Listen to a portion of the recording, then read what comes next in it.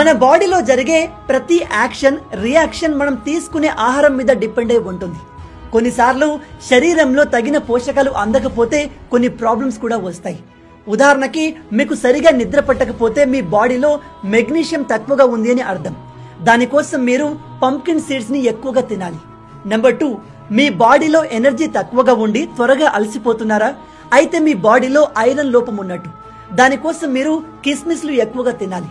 Number 3, ఎటువంటి reason లేకుండా మీరు బాగా వీక్ ఫీల్ అవుతుంటే మీ బాడీలో జింక్ తక్కువగా ఉంది అని అర్థం.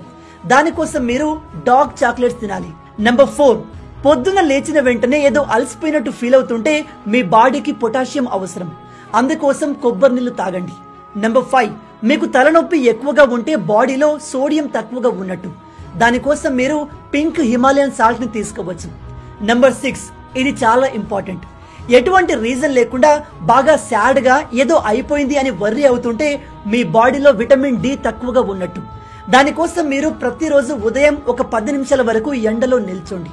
వీటిని కరెక్ట్ గా ఫాలో అయితే మీరు ఏ డాక్టర్ దగ్గరికి వెళ్లాల్సిన అవసరం లేదు. మీకు శారీరకంగా మానసికంగా ఎటువంటి సమస్య ఉండదు.